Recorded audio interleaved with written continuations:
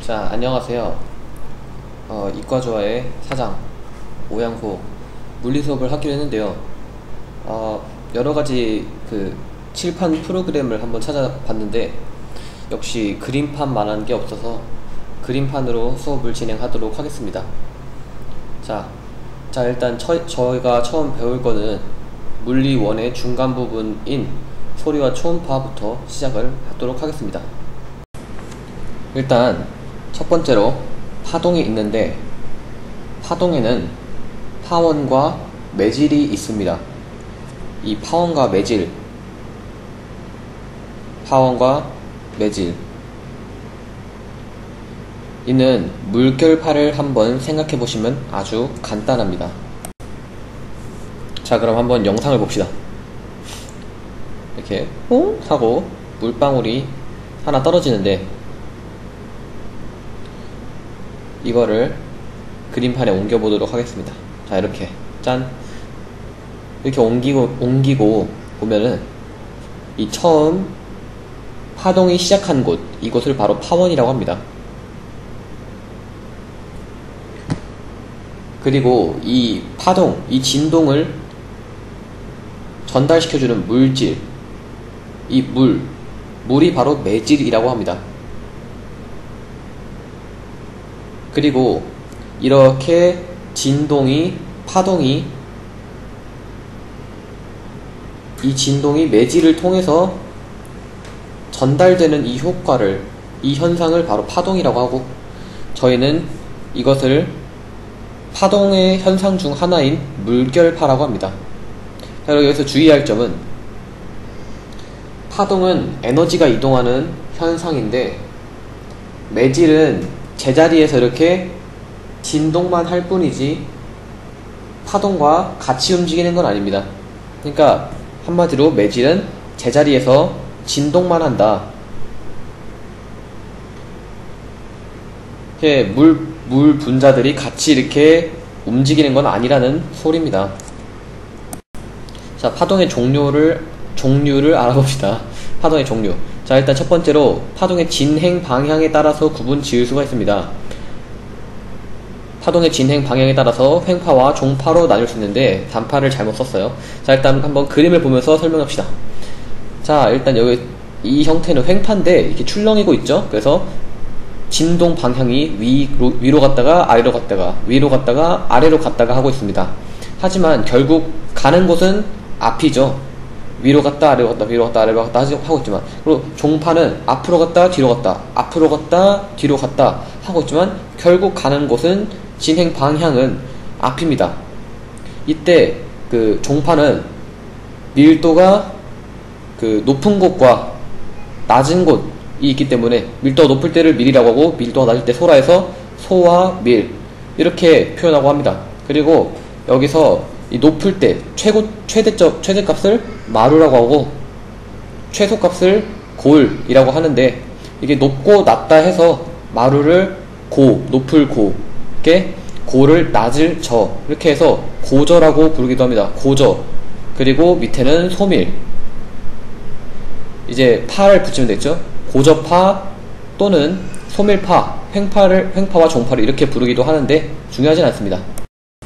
자, 두 번째로 이제 매질의 유무에 따라서 구분 지을 수가 있습니다. 자, 탄성파와 전자기파가 있는데, 탄성파라는 것은 매질이 반드시 필요한 파동이고, 전자기파는 매질이 없어도 되는 파동입니다. 자, 한번 예를 볼까요? 자, 탄성파는 뭐가 있냐? 예를 들어서 물결파, 그리고 음파, 지진파 등등 있고요. 전자기파는 X선, 소문자로 썼네. 자, X선, 자외선, 가시광선, 전파, 밑에다 쓸게요. 전파 등등 이렇게 있습니다. 자, 세 번째로 파동의 표시에 대해서 알아볼 건데요. 자, 파장을 일단 뭐냐면 파장을 알아봐야 되는데, 파장이 뭐냐면은 마루와 다른 이웃한 마루까지의 거리입니다. 자, 그리고 이렇게 이어져 있잖아요, 자꾸. 골과 골 사이의 거리도 파장입니다. 왜냐면 어차피 거리가 같기 때문에 뭘 쓰던 상관없거든요.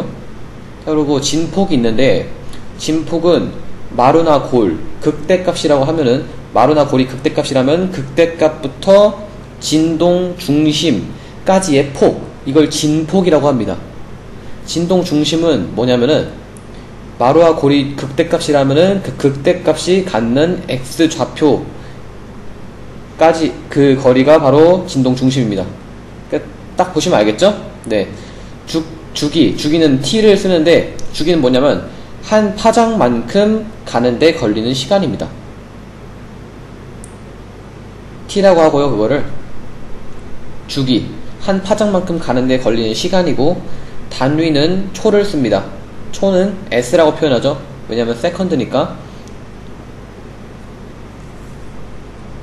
자, 이렇게 단위는 초를 씁니다. 자, 그 다음엔 좀 줄이고, 그 다음엔 진동수라는 게 있는데, 아까 주기를 알아봤으니까 이제 진동수는 f라고 표현하고요. 저희가 함수 할 때 많이 했던 거죠.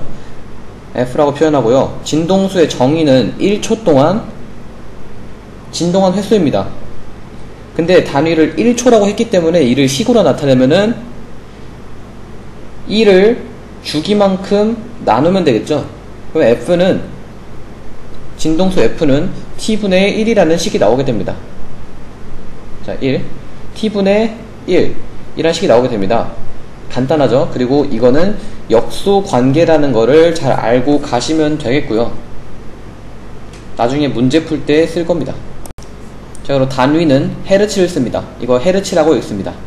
자, 네 번째로는 파동 그래프에 관해서 알아볼 건데, 파동 그래프는 매질의 변이를 위치 또는 시간에 따라 그래프로 나타낸 것입니다. 자, 이렇게 제가 지금 그리고 있는 것은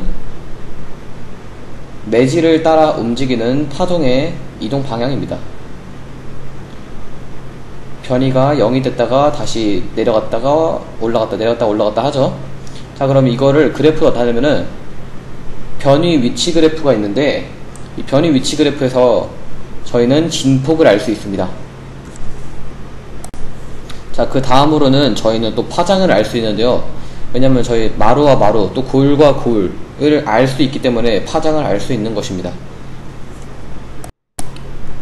자, 그 다음은 변이 시간 그래프인데, x축을 시간으로 두고 y축을 변이라고 두면은 물결파, 횡파 형태의 그래프가 만들어지게 됩니다. 그리고 저희는 주기를 알 수가 있는데, 이는 왜 그러냐면은 x축을 시간으로 뒀기 때문에 한 파장만큼 가는데 걸리는 시간을 알 수 있기 때문에 저희는 주기를 알 수 있습니다. 따라서 여기에서는 파장이 주기가 되는 것이겠죠? 그리고 마루와 골을 알기 때문에 진폭 또한 알 수 있고요. 저희는 또 주기를 안다는 것은 공식을 이용해서, 만약에 t를 안다 하면은 공식을 이용해서 진동수 또한 알 수 있습니다. 그래서 저희는 주기를 알기 때문에 진동수 또한 알 수 있어요. 자, 여기 좀 중요한데, 다섯 번째, 파동의 속력이거든요. 자, 잘 들으세요. V는 t분의 람다입니다. 자, 이것은 t분의 1 곱하기 람다로 나타낼 수 있고, 이것은 또 f 곱하기 람다로 나타낼 수 있습니다. 자, 이러한 방향, 이렇게 이런 방향으로 외우시고요.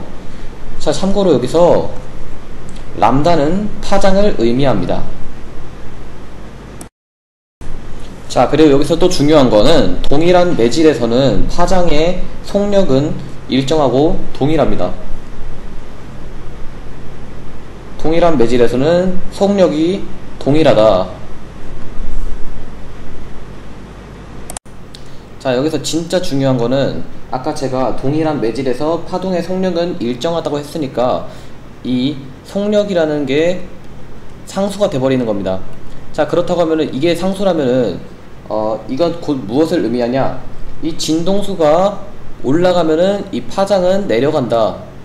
그리고 파장이 올라가면은 뭐 진동수는 내려간다 이런 식으로 볼 수 있겠죠. 자, 그러면은 이것을 같은 1초라고 봤을 때 보세요.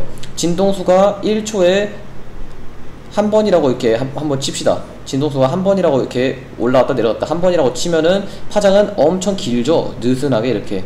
근데 여기 이걸 1초라고 또 하면은 진동수가 이렇게 많잖아요. 진동수가 많으면은 파장은 이렇게 짧아집니다. 파장은 이렇게 짧아지죠. 보이시죠? 자, 그럼 두 번째로는 이번에는 뭘 상수로 두냐?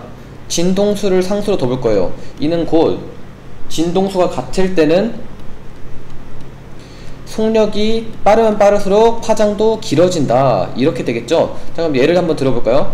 속력이 V1의 속도로 가고 V2의 속도로 가는 게 있어요. V1의 속력은 V2의 속력보다 빠릅니다. 그러면은 자, 이렇게 진동수 한 번 가는데 빠르기 때문에 이렇게 샥 그어지겠죠? 근데 V2는 느리기 때문에 진동수 한 번 가는데도 이렇게 됩니다. 느리죠? 이렇게 속력이 느리기 때문에 파장도 같이 짧아지는 모습. 파장도 같이 짧아지는 모습 보이고요. 이게 파장이죠? 근데 반면에 속도가 빠르면 빠를수록 제가 잘못 그렸는데 너그럽게 봐주세요. 속도가 빠르면 빠를수록 파장도 같이 길어지는 모습 볼 수 있습니다. 자, 오늘 수업은 여기까지고 영상이 유익하셨다면 좋아요와 구독 꼭 부탁드립니다.